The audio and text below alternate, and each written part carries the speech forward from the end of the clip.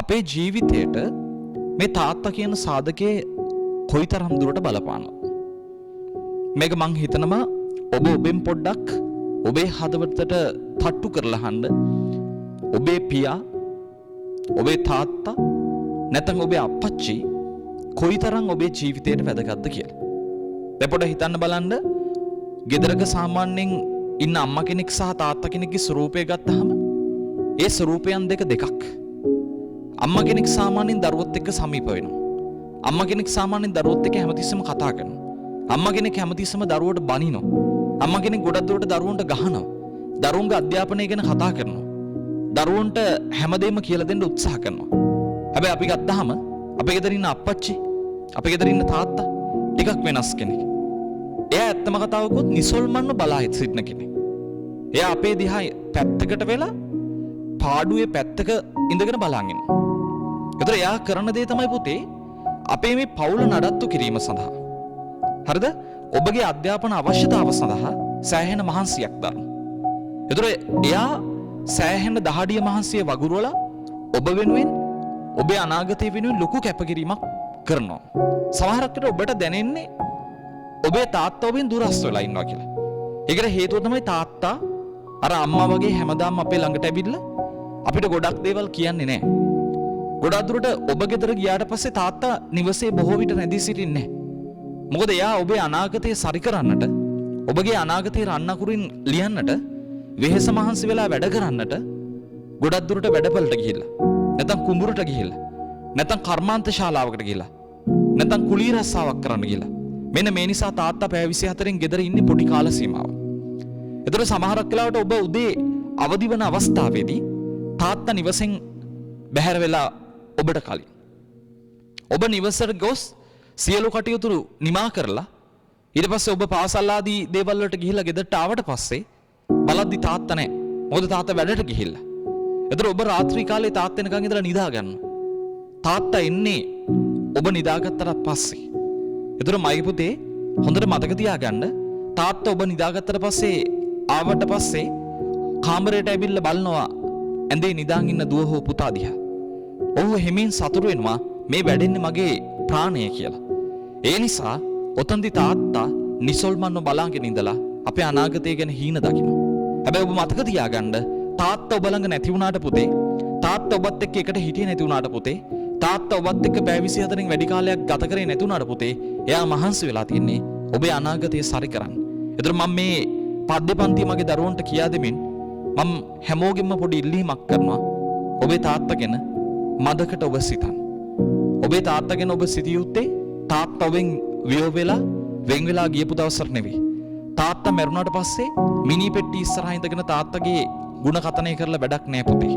තාත්තා මැරුණාට පස්සේ ඒ නැති වෙච්ච තාත්තගේ අගේ කියලා වැඩක් නෑ පුතේ. තාත්තා ජීවත් වෙලා ඉන්න කාල සීමාව තුළ තමයි තාත්තගේ අගේ අපිට දැනෙන්න ඕනේ. ඒතර ඇත්තම කතාව කියන්නේ මේ පද්‍යපන්ති හරහා කවියා කලාව තුලින් සමාජයට සම්ප්‍රේෂණය කරන්න ඉතාම වැදගත් පණිවිඩයක්. ඒ තමයි පියසෙනෙහස. පියෙකුගේ ස්වරූපය ඉතාම ලස්සනට කියනවා. ඒතර පියෙකුගේ සහ පුතෙකුගේ හෝ දුවෙකුගේ ඒ ආදරය බොහොම අවියෝජනීයයි පුතේ. ඒක වෙන් කරන්න බැරි ආදරයක්. මොකද පියා කියන කෙනා අපිත් එක්ක අපේ ලේ නෑ කමින්ම තමයි එකට බද්ධ වෙලා තියෙන්නේ. ඒතර අපේ ජීවිතේ ප්‍රධාන හැරුම් ලක්ෂ දෙකක් තියෙනවා නම් එක අම්මා නම් අපි අනිත් සමානව දකින්න ඕනේ දෙක තාත්තා කියලා. ඒතර තාත්තටත් මතු බුදු වෙන්නට පෙරුම්දම් පුරන්නට පුළුවන්. තාත්තලා ගොඩාක් ඔබ වෙනුවෙන් කැපකිරීම කරනවා. තාත්තලා ගොඩාක් ඔබ වෙනුවෙන් මහන්සි වෙනවා. හැබැයි ප්‍රශ්නේ තියෙන පුතේ ඒ තාත්තා කරන කැපකිරීම, තාත්තා වෙන මහන්සිය තාත්තා ගොඩක් දුරට තාත්තගේ හිතේ හංගවලා තියාගත්තට අපිට ඒක ඉදිරිපත් කරන්නේ. ඒ නිසා මම ඔබට ඊටාම ආදරෙන් කියනවා ගොඩාක් ගෙවල් වල දුවලා පුතාලා තාත්තලත් එක්ක තියෙන සමීප සම්බන්ධතාව ටිකක් සමීපස්තේම නැහැ, දුරස්ත ස්වරූපයක් තියෙනවා. අද ඉඳලා ඔබ මෙහෙම කරන්න. අද ඉඳලා ඔබ පොඩ්ඩක් තාත්තට කතා කරන්න. අද ඉඳලා ඔබ තාත්තත් එක්ක කතා බහ කරලා තාත්තගේ ගොඩක් දේවල් අහන්න. ඔබ බලන්න තාත්තා කොයිතරම් ඔබ වෙනුවෙන් මහන්සි වෙනවද කියලා. අම්මට වගේම තාත්තටත් ආදරය කරන්න. තාත්තට වගේම අම්මටත් ආදරය කරන්න. ඒතකොට තමයි පුතේ අපේ ලෝකය තවදුරටත් ලස්සන වෙන්නේ. විශේෂයෙන්ම අපි තාත්තා ගැන කතා කරද්දී, මේ අප්පච්චි ගැන කතා කරද්දී, මේ පියා කියන සාධකය ගැන කතා කරද්දී එයා ඇත්තටම මහා මේරු පර්වතයක් වගේ. එයා නිහඬව මහා මේරු පර්වතයක් වගේ ඉඳගෙන අපේ අනාගතයේ දෙස අපේ ජීවිතයේ දෙස බලලා ගොඩක් සතුටු වෙනවා. ඒතර තාත්තා ගොඩක් දුරට ඔබට ප්‍රායෝගිකව සමීප නොවුනට ඔබ නිදාගත්තට පස්සේ සමහරක් විට ඇවිල්ලා ඔබේ ඇඳ ළඟට ඇවිල්ලා ඔබ ෂීට් එක පෙරවගෙන නැත්නම් ඒ ෂීට් එක පෙරවලා ඔහු හොර රහසෙම යනවා. ඒ වගේම තමයි පැත්තකට වෙලා ඔබ කන විදිහ බලාගෙන සතුටු වෙනවා. මොකද ඔබට කන්න කැම ටික ගෙනත් දෙන්නේ ඒ පියා නිසා. ඒ වගේම සමහරක් වෙලාවට ඔබව ගොඩාක් දුරට ඇගයුම් කරේ නැති වුණාට ඔබ නොමැති වෙලාවකදී ඔබේ කාමරයට ගිහිල්ලා ඔබේ පොත්පත් අරගෙන ඒකේ ඔබ වැඩ කරලා දිහා තියෙන දිහා බලලා සතුටු වෙනවා.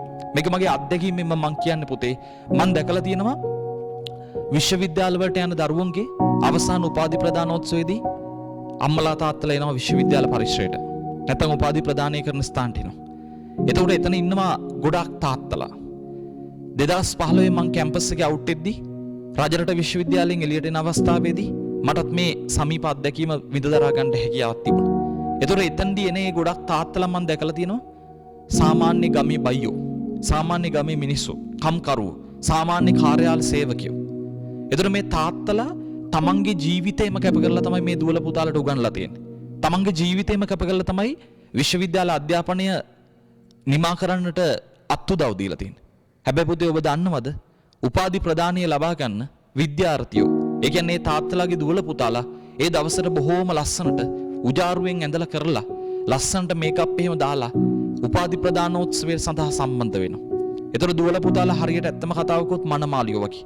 ඒකට හේතුව ඒ දවස ගොඩාක් විශේෂිතයි විශ්වවිද්‍යාල ඉගෙන ගන්න ඒ දුවල පුතාලට. එතකොට ඒ දුව පුතා විශ්වවිද්‍යාලයේ උපාධි ප්‍රදානෝත්සවයේදී පිදුම් ලබා ගන්න අවස්ථාවට අර අවිහිංසක තාත්තා අම්මත් පැමිණෙනවා. ගොඩාක් දුරට පුතේ මම දැකලා තියෙනවා. මේක මගේ අත්දැකීමෙන් කියන මගේ විශ්වවිද්‍යාල ජීවිතයේ අත්දැකීමෙන් කියන්නේ.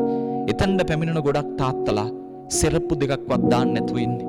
ඒතර දුවලා හයි හීල්ස් දාගෙන උපාධි ප්‍රදානෝත්සවයේ අපේ කුලපතිවරුන් අතින් මහාචාර්යවරුන් අතින් උපාධි ප්‍රදානය ලබද්දී සෙරප්පු දෙකක් සපත්තු දෙකක්වත් දාපු නැති පයට දූවිල්ල පමණක් පෑගෙන්න සේ කටයුතු කරපු ඒ විශ්වවිද්‍යාල පරිශ්‍රයට ආපු තාත්තා දුව හෝ පුතා උපාධි ප්‍රදානය ලබා ගන්න හැටි බලාගෙන පැත්තකට වෙලා ඇසේ කඳුලක් තියාගෙන බොහෝම විරාජමාන වෙලා සතුටටපත් වෙනවා. මම හිතන්නේ තාත්තගේ තියෙන නිර්ව්‍යාජ ආදරය ඒක තමයි.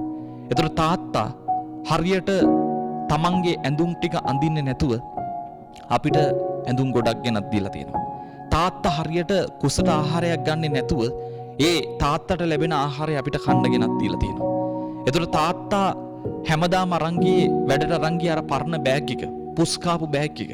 ඔබ පොඩ්ඩක් හිතලා බලන්න ඔබේ තාත්තගේ බෑග් එක කොයිතරම් පරණයිද කියලා. සමහරක් විට ඒ පරණ බෑග් එකට අණ්ඩක් දාගෙන ඒක කොහොම හරි අරන් යනවා. ඒකට හේතුව දුවට අලුත් බෑග් එකක් අරන් දෙන්න. පුතාට අලුත් බෑග් එකක් අරන් දෙන්න. තාත්තගේ සපත්තු දෙක කොච්චර පරණද පුතේ? ඒ අපච්චිගේ සපත්තු දෙක කොච්චර පරණද? සමහර තාත්තලා සපත්තු දාන්නෙත් නැහැ කියලා මං කිව්වා. එලෙස වුන් සපත්තු දාන්න නැත්තේ නැත්නම් පරණ සපත්තුවකට මෙහුමක් දාගෙන යන්නේ. පස්සේ පරණ සපත්තුවක් අලුත් විදිහට අලුත් වැඩියා කරගන්නවා කියලා කියන්නේ. ඒ කට්ටිය ගොඩාක් උත්සාහ කරනවා පුතේ ඔබට අලුත් සපත්තු දෙකක් අරන් දෙන්න. ඔබේ අනාගත මාවත විවර කරන්න. ඒ වගේම තාත්තලා ගොඩක් දුරට පුතේ තාත්තලා අඳින මේස් බැනියන් ගන්න. තාත්තලාගේ මේස් බැනියන් වල ගොඩක් ඔබ දැකලා තිහිල් තියෙනවා. වැඩි ඕනේ ඔබ ඔබේ ගෙදර ඉන්න තාත්තගේ ගිහිල්ලා යටට අඳින මේස් බැනියන් බලන්න. ඒතර හිල් තියෙන මේස් බැනියමක් ඇඳගෙන තාත්තා වැඩට යනවා පුතේ. ඒකට හේතුව තමයි හිල් තියෙන්නේ නැති ඇඳුම් සමුදායක් අරන් දීලා ඔබව ඊටාම අලංකාර කළා. ඔබේ පාසලට ඔබේ සමහරක් විට ටියුෂන් පන්තියට ඔබ යවන්න තමයි තාත්තේ කැපකිරීම කරන්නේ. තාත්තට කොච්චර අවශ්‍යතාවයක්ද පුතේ ජීවිතය තුළ? තාත්තට කොච්චර උවමනාවක්ද ජීවිතය තුළ? තාත්තට කොයිතරම් ඒ අවශ්‍යතාව උවමනා සපුරා ගන්නට අවස්ථා ලැබිලාද? නමුත් මං හිතන්නේ තාත්තා තමන්ගේ සියලුම අවශ්‍යතා තාත්තා තමන්ගේ ඒ සියලුම තියෙන උවමනා පස්සෙකට දාලා ඔබේ ජීවිතයේ උත්තරීතර තත්යකට පත් කිරීමට තමයි උත්සාහ කරන්නේ. මං මේ පද්‍යපන්තිය පටන් ගද්දිම ඔබට දෙන අවසාන පණිවිඩයත් ප්‍රථම පණිවිඩයත් එකම පණිවිඩයත් තමයි පියසෙනෙහස කියන එකේ අර්ථකථනය.